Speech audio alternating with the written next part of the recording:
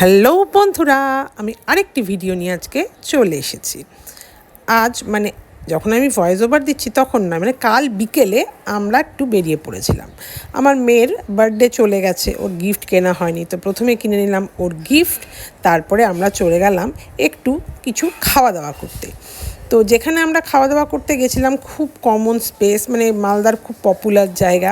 এবং এই মোমোর দোকানটা না, এখন তো প্রচুর মোমোর দোকান মালদাতে, কিন্তু এই মোমোর দোকানটা বহু পুরনো, বেশ পুরনো। আমাদের যখন আমার মেয়ে যখন ছোট ছিল তখনও আমরা এখানে যেতাম, বহুদিন পর তিনজনে একসঙ্গে ওই মোমোর দোকানটাতে কালকে মোমো খেলাম এবং খুব ভালো লাগলো। অনেক দিন পর দোকানটাতেও যাওয়া হলো এবং তিনজনে একসঙ্গে বেরোনোও হলো।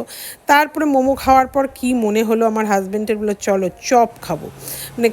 কাল যে আমাদের খাওয়া দাওয়া হয়েছে তো ওভারলোডেড হয়ে গেছিলো। মোমো খাওয়ার পর একটা করে ডিমের চপ খাওয়া হলো। তারপরে আমাদের রাত্রে নেমন্তন্ন ছিল পুজোর, কালকে মঙ্গলচণ্ডী ছিল, তো মঙ্গলচণ্ডী পুজোর নেমন্তন্ন ছিল, সেখানেও আমরা গিয়ে বেশ ভরপুর খুব খুব ভালো প্রসাদ খেয়েছি কালকে। এই দেখুন আমরা সবাই এখন মোমো খাচ্ছি, মোমো খাওয়া দাওয়া হলো, তারপরে ডিমের চপ খাওয়া দাওয়া হলো। তারপরে আমি আর আমার মেয়ে একটু হাঁটাহাঁটি করলাম ওই জায়গাটা হেঁটে, তারপরে টোটো করে বাড়ি চলে আসলাম। তো আজকে আপনাদের এই ভিডিওটা কেমন লাগছে অবশ্যই বলবেন। আর অনেক দিন পর বলছি, আমাদের পেজটি এবং আমার চ্যানেলটি ফলো করবেন, আহারে পাহাড়ে পরিণীতা। এই যে এখানে চলে এলাম ডিমের চপ খেতে।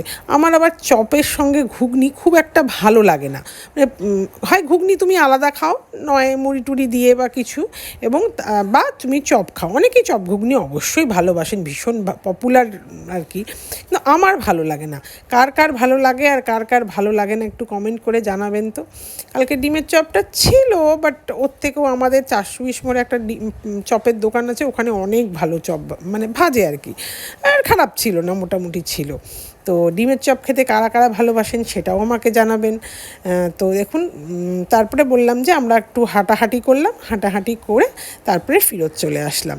তো আজকের ভিডিওটি কেমন লাগলো অবশ্যই বলবেন, কমেন্ট করবেন। হ্যাঁ, ওখানে একটা ফুড ট্রাকও দেখলাম, নেক্সট দিন অবশ্য ট্রাই করার ইচ্ছে আছে যে ওখানে কী পাওয়া যায়। আমার মেয়ে বলল ওরা নাকি ওই কলকাতাতে ওই কোম্পানির কিছু কেনে ভালোই হয় নাকি। তো আমি বললাম আগে বললি না কেন, তাহলে আমরা ওখান থেকেই খেতাম। তো বললো ঠিক আছে, নেক্সট দিন ট্রাই করা যাবে। তো আর বেশি বাড়াবো না, আজকে এখানেই শেষ করলাম।